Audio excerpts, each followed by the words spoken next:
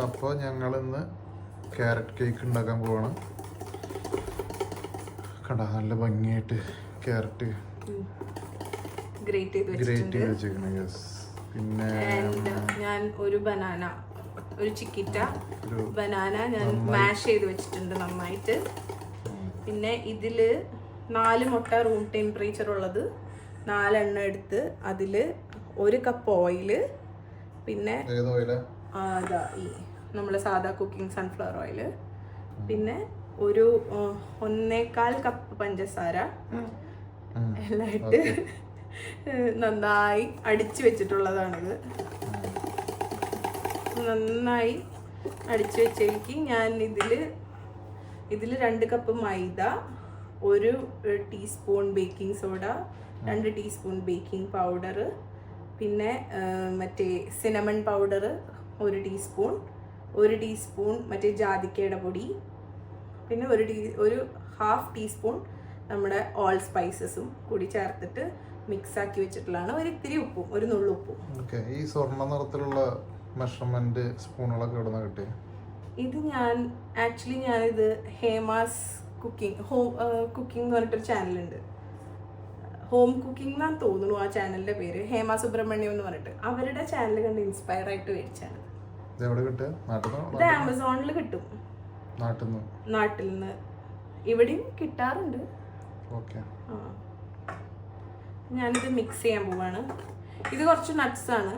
നമുക്ക് ഇങ്ങനെ കേക്കിൽ കടിക്കാൻ വേണ്ടിയിട്ട് കുറച്ച് നട്ട്സ്, വാൾനട്ടും സൺഫ്ലവർ സീഡ്സും കൂടിയിട്ട് ഒന്ന് ജസ്റ്റ് ഒരു 1 മിനിറ്റ് ഒന്ന് ചൂടാക്കി എടുത്തതാണ്.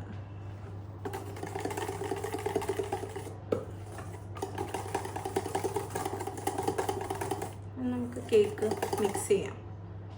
എന്തോ കുറേ അടിച്ചു വെച്ചതാണ്.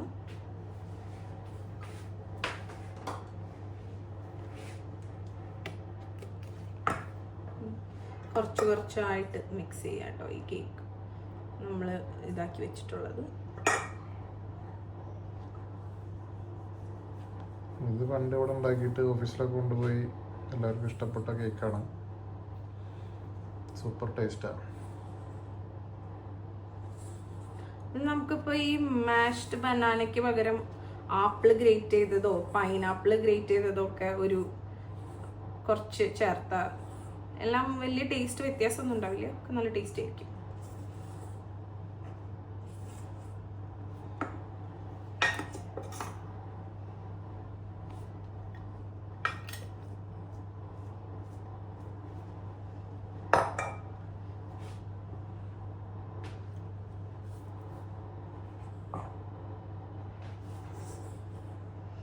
ഇൻഗ്രീഡിയൻസ് പറയാൻ ഞാൻ എന്തെങ്കിലും വിട്ടുപോയിട്ടുണ്ടെങ്കിൽ ഞാൻ താഴെ ഡിസ്ക്രിപ്ഷനിൽ ചേർക്കാം. എന്തൊക്കെയാണെന്നുള്ളത് ഡിസ്ക്രിപ്ഷനിൽ ഇടാം.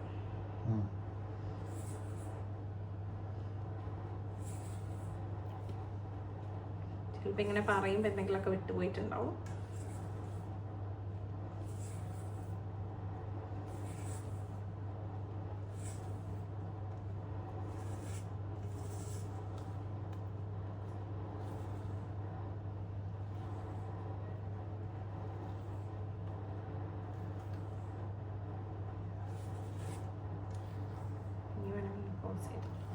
നമ്മൾ ഡ്രൈ ഇൻഗ്രീഡിയൻസ് ഒക്കെ ആഡ് ചെയ്തു.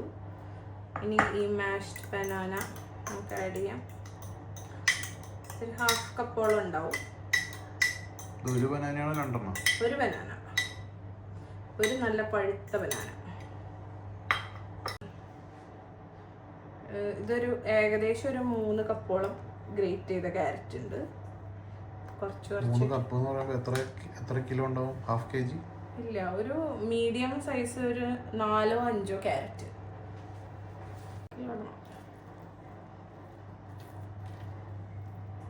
ഇതിപ്പോൾ ഭയങ്കര ടൈറ്റായിട്ട് നമുക്ക് തോന്നും. പക്ഷേ ഈ ക്യാരറ്റ് ഇതിൽ വന്നു കഴിഞ്ഞാൽ ക്യാരറ്റിൽ നിന്നും കുറച്ച് ബട്ടർ വരും.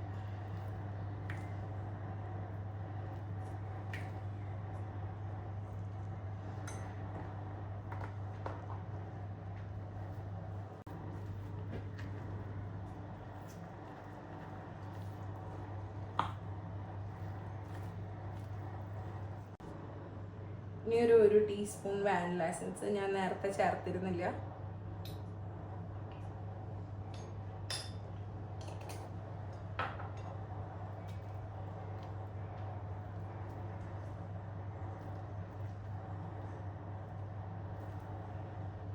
നമുക്ക് ഈ നട്ട്സ് ഇടാം. ഇതെന്തൊക്കെ നട്ട്സ്? ഇത് സൺഫ്ലവർ സീഡ്സും വാൾനട്ടും രണ്ടും കൂടി ഒരു 3/4 കപ്പ് വേണം. ഇഷ്ടമുള്ളവർക്ക് ഇതിൽ മറ്റേ ഉണക്കമുന്തിരിങ്ങയൊക്കെ ചേർക്കാം, അങ്ങനെ കടിക്കാൻ ഇഷ്ടമുള്ളവർക്ക്. ഓക്കെ, അപ്പോൾ നമ്മൾ ഏകദേശം കേക്കിൻ്റെ ഫൈനൽ സ്റ്റേജ് ആയിട്ടുണ്ട്. ഞാനൊരു പാൻ ഓൾറെഡി ഞാൻ ഡസ്റ്റ് ചെയ്ത് വെച്ചിട്ടുണ്ടായിരുന്നു. കുറച്ച് ഓയിൽ തേച്ചിട്ട് മൈദ വെച്ചിട്ട് ആദ്യം കുറച്ച് എണ്ണ പാനിൽ തേച്ചിട്ട് കുറച്ച് മൈദ ഇട്ടിട്ട് മൊത്തം എല്ലായിടത്തേക്കും ഇങ്ങനെ സ്പ്രെഡ് ചെയ്തെടുത്തു. ഞാൻ കേക്ക് ഒഴിക്കാൻ പോവാണ്.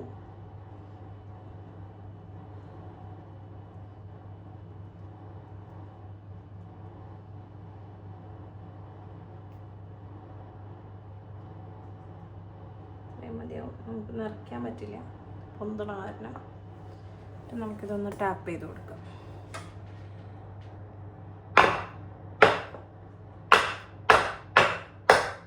ഒന്ന് സെറ്റ് ആവാൻ വേണ്ടിയിട്ടാണ്. ഇതൊന്ന് പാനൊന്ന് ഗ്രീസ് ചെയ്യാം. ഞാനിതിൽ ബട്ടർ പേപ്പർ വെക്കും, പക്ഷെ ബട്ടർ പേപ്പർ ഇരിക്കണമെങ്കിൽ ഇതൊന്ന് കുറച്ച് എൻ്റെ കയ്യിൽ കപ്പിൻ്റെ ലൈനേഴ്സ് ഇല്ല.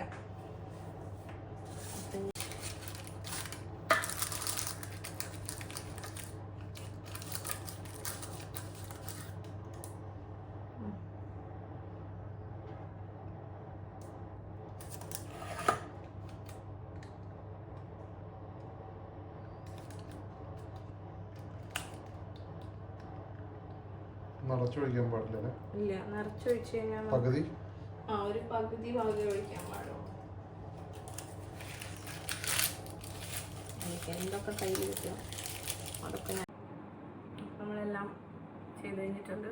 ഇനി അടുത്തതായിട്ട് നമ്മൾ ഇത് ഓവനിലേക്ക് വെക്കാം. ഓവനാണോ കുക്കിംഗ് റേഞ്ചാണോ? കുക്കിംഗ് റേഞ്ചിൻ്റെ ഓവൻ. ഓക്കെ.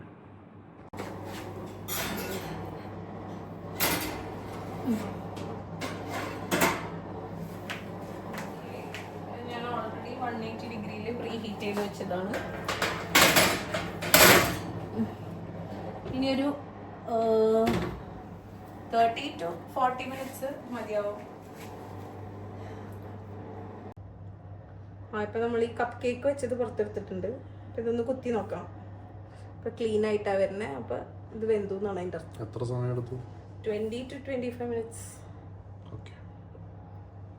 നമ്മുടെ വലിയ കേക്ക് ഇത് റെഡി ആയിട്ടില്ല. അതിന് ചെറിയ കേക്കിനേക്കാൾ ഒരു 15 മിനിറ്റ്സ് കൂടി എക്സ്ട്രാ വെക്കണം. റെഡി ആയിക്കൊണ്ടിരിക്കണം.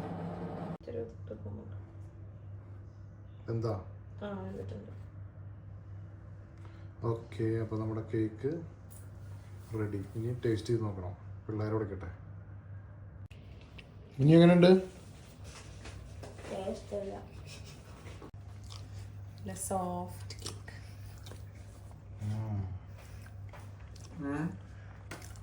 സൂപ്പർ.